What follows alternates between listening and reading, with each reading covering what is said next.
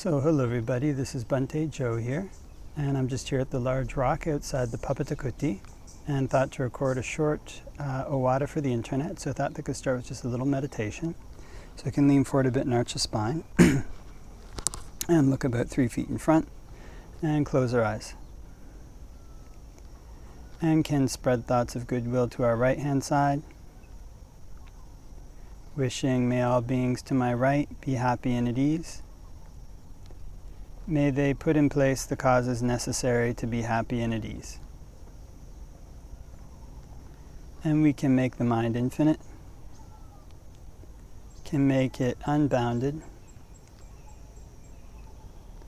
all the way to the ends of the universe and beyond, in every dimension.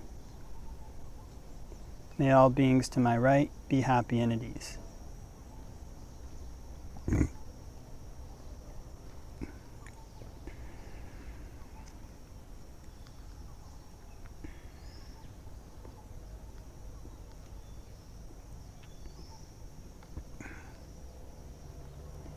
And we can spread thoughts of goodwill to our right hand side and our left hand side. May all beings to my right and my left be happy and at ease. May they put in place the causes necessary to be happy and at ease. And we can make the mind infinite, can make it unbounded, all the way to the ends of the universe and beyond, in every dimension. May all beings to my right and my left be happy and at ease.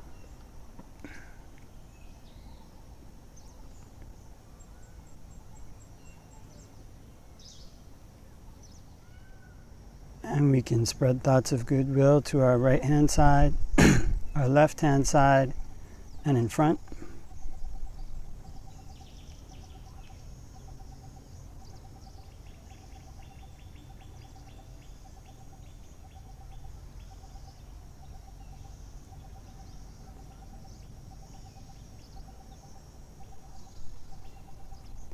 And we can spread thoughts of goodwill to our right hand side, our left hand side, in front and behind, in all 4 directions.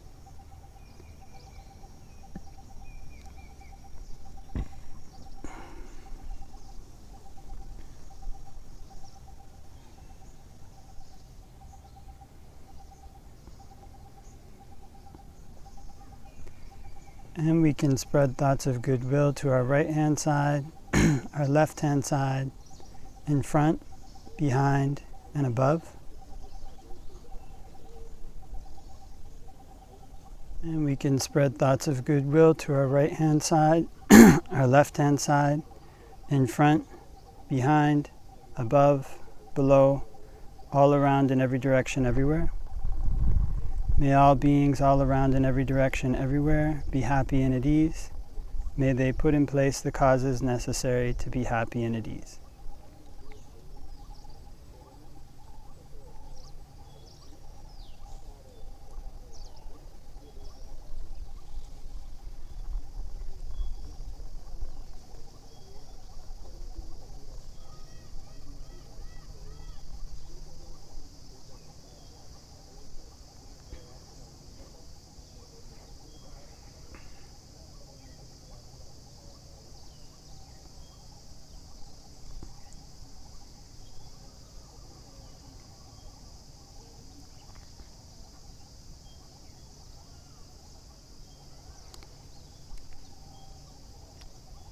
And before we finish meditating, can spend a bit of time contemplating impermanence, how everything that's subject to arising is subject to ceasing. It's not me, it's not mine, and to cling to it is suffering.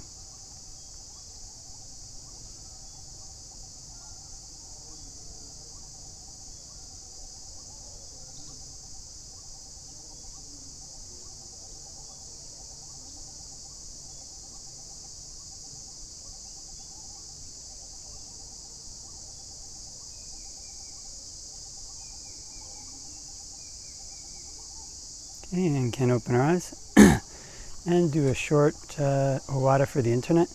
Namo tassa bhagavato arahato samma sambuddhassa. Namo tassa bhagavato arahato samma sambuddhassa. Namo tassa bhagavato arahato samma sambuddhassa. Buddhaṃ saraṇaṃ gacchāmi, Dhammāṃ saraṇaṃ gacchāmi, Saṅghāṃ saraṇaṃ gacchāmi. Dutiyampi Buddhaṃ saraṇaṃ gacchāmi, Dutiyampi Dhammāṃ saraṇaṃ gacchāmi, Dutiyampi Saṅghāṃ saraṇaṃ gacchāmi. Tatiyampi Buddhaṃ saraṇaṃ gacchāmi, Tatiyampi Dhammāṃ saraṇaṃ gacchāmi, Tatiyampi Saṅghāṃ saraṇaṃ gacchāmi. So hope that everybody's keeping well wherever might be. And Vasa has come to an end here at the Pavata Kuti, so that means that now monks are free to wander, and the local temples around here are having their Katina ceremonies. So just a couple days ago, this last full moon was the end of Vasa. And so typically this is a time when people will often observe 8 precepts, take on extra precepts when it's a Poya day. So sometimes on these Poya days there's kind of government holidays, and so people yesterday, or a couple days ago, there was a couple guys, they came up to the Kuti, and they were just having a little chat and chatting a bit about Buddhism and the Dhamma and these kind of things, and then they said, can we go take a look at the rock? So this rock where I am now. And I said, yeah, fine, go ahead. And so can we go take a look around? And he said that he helped to build the kuti and helped to construct the meditation path, I guess, bringing up sand and these kind of things. And, it seemed like he was familiar with the kuti and other monks who'd stayed here before. So I didn't think much of it. So then I came up as they were about to head down. It started to rain, so I came up and wanted to take some things I'd set in the sun. And I smelled this unmistakable smell. And so these fellows had actually come up to this kuti, and they came, and I'm pretty sure they came and smoked some marijuana kind of in these woods behind the kuti here. It's kind of a little bit funny. It was one of the last things expect to see on Poya Day when people are going to be keeping the 8 precepts more strictly in these kind of things. One of the things with Buddhism and the Buddhist teachings in general, and the things that surround it, the buildings that surround it, the people that surround it, all these things that surround it, they're things that one has to be exceptionally careful around. The Buddhist teachings on kamma are quite interesting. It's not like kamma is a 1-to-1 ratio. So there's a sutta where the Buddha says that whoever says that kamma is to be experienced in exactly the way that it's done, basically, there's no living of the holy life for that person. Basically, because the chain of cause and effect, there'd be no way to end it. You have an opposite reaction every single time you took an action, and any action you tried to take to stop that, or even an intention to stop, is an action. So whatever intention you generate, you create an equal reaction. There's no way to mitigate those effects or eventually stop them. But the interesting thing about that is when he teaches about the effects of kamma, kind of when a person does a good thing, if they give a gift to an animal that multiplies 100 times, if they give a gift to an unvirtuous person, maybe, I can't remember the exact numbers, but maybe like 1,000 times, or a virtuous person like 100,000 times, or a stream enter infinitely, and so on, these various things. And also if we do bad things to these, in these various ways, it also has a multiplier effect. So the human realm is this kind of middle realm in the Buddhist cosmological scheme. And the lifespan here is relatively short. But on the two extremes, in heaven and hell, the lifespan is really, really long. So this may be why in other religions people say that they're infinite, or eternal, basically. Some of the lengths of time are so long that it's hard to even come up with a number for them. The Buddha gives metaphors, and even thinking about the metaphors just boggles the amount of time. The amount of time is just very difficult to even conceive. So this human realm is one where the actions that a person undertakes has this multiplier effect. Either negative actions or positive actions, they have this effect where it's greatly multiplied. So what it means is that if one is practicing Buddhism, if one is trying to train one's mind in line with these actions, one has to be very careful about what one does and how one does it. Now, the interesting thing about these actions is that it's not just the case that that whoever one does a bad action to or a good action to, it has the same result. So if one, for example, goes around insulting and reviling like an evil person, kind of say a master thief or a habitual murderer, if one insults them and reviles them, then one generates a certain amount of bad kamma. But if one goes and reviles and insults a good person, one generates much, much more bad kamma than that. So what this means is that actually Buddhism, although sometimes it completely surrounds us, if we're living in a Buddhist country or if we're Buddhist monks, then the Buddha's religion and his teachings surround us. And anything that completely surrounds a person has the danger of becoming normal. And when something becomes normal, it becomes something that's taken for granted. And when it becomes something that's taken for granted, it becomes something that's treated poorly. So the interesting thing about the way craving works is that it works on this basis. Things that are new, that a person doesn't have, that are receding and going into the background, that are falling away, those are the things that people chase after. They're the things that they want. They want those things so they don't have them. The things that they do have tend to be boring. But the kamma that one gets, the reality of the Buddha's teachings, the kamma of these things are the same. They don't change depending on how exciting or how not exciting they are. So whenever one lives in a society or a place, or one is a monk, or if one is surrounded by Buddhism, then one has to generate this attitude, wait a minute, this is something really special. This is something that I should be careful of. This is something that I should be heedful of. Because the kamma that one generates is not just one-to-one. It's a multiplier effect.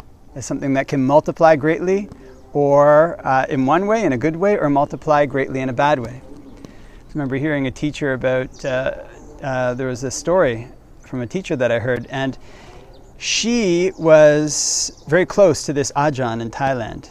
And she had very good powers of concentration and could remember a time in her past life when she was a daughter of this Ajahn, and he could also remember, apparently. So her behavior towards him was almost the same as one would expect from somebody who's very, very familiar, like a kind of like a daughter, or maybe like a son, but in this case like a daughter, is very always kind of speaking back to him, and he's like kind of petulant, and she didn't like that he was, I can't remember, he was doing something she didn't like. She was from a minor part of the royal family, and he was doing something like maybe going and associating with people of a very low class somehow, and she kind of would scold him for this. And later on, this teacher I heard the story from, he said he went back to Thailand and he met her, and her voice was almost gone. She could barely speak, and she said, "I don't have much of a voice left, and I know why." So in other words, there's these kammas that come back to a person when something becomes too familiar, when something becomes something that's no longer special, although in fact it is. So this is something that's very difficult. One has to train one's mind to be not too close and not too far.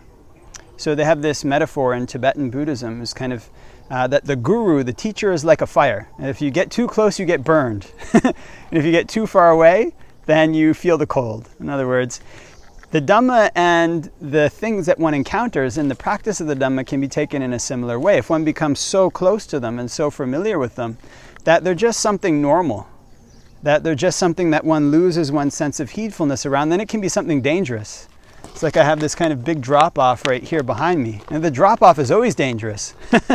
But now that I've come up here many times, I'm much less wary of it. I guess I'd say. I kind of, coming to this area, so I'm not as scared. There's a certain reasonableness to that. But if I became totally heedless and completely unafraid and started walking down there's a chance that I could slip and fall. And if I fell, it's likely that I would either die or suffer some serious injury. So there always needs to be this measure of heedfulness, even around things that are familiar, because there is this drop-off. There is this kind of danger to the Buddha's teachings, as well as this opportunity. So whenever one approaches the Buddhist teachings, whenever one approaches the elements of the Buddhist teachings, the buildings of the Buddhist teachings, the the members of the people who are practicing the Buddha's teachings, then one always has to approach it, with the Buddha says, with this mind of a newly arrived bride.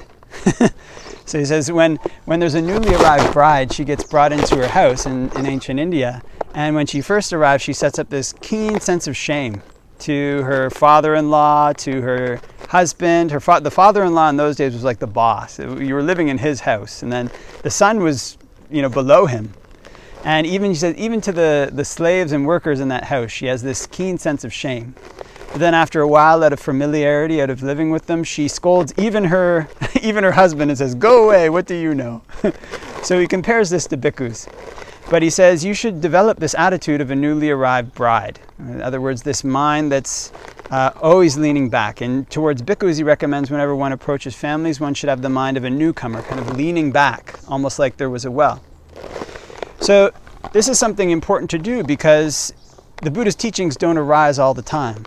It's not something that always arises. And when we look in the canon, we see the examples of why it is people ended up in certain states, and they're there for a long time, either a good state or a bad state. It's interesting because those times, when the Buddha tells us about those times, it almost always refers back to a time in a time of frequently refers back to a time in the life of a previous Buddha, or something to do with the dispensation of a previous Buddha. So what this means is that there's these periods in our life where we have this opportunity to make a really, really good kamma, or really, really bad kamma. In other words, there's a risk and there's a reward element to it. Wherever there's a great risk, there can also be this greater reward. So associating with the Buddha's teachings, associating with the Buddha's religion is the same way. It's something that has a risk to it. If one becomes heedless, if one becomes too familiar, if one, on Poya Day, when one is supposed to keep precepts, goes and smokes marijuana and disturbs the kuti. It's kind of funny in a way, but actually, I don't think those people don't realize what they're doing, doing these kind of things. Then this is something that can become a great danger, a great obstacle for one in the future. And if one kind of goes to a solitary kuti, behaves respectfully, and goes there to meditate, goes there sincerely to ask questions about the Dhamma, this is something that multiplies greatly in the future. So something that one has to train one's mind for, just like this kind of precipice behind me, is something that I always have to keep in mind to be heedful of. When I keep in mind to be heedful, I can see the view. I can see much further than I would be able to normally.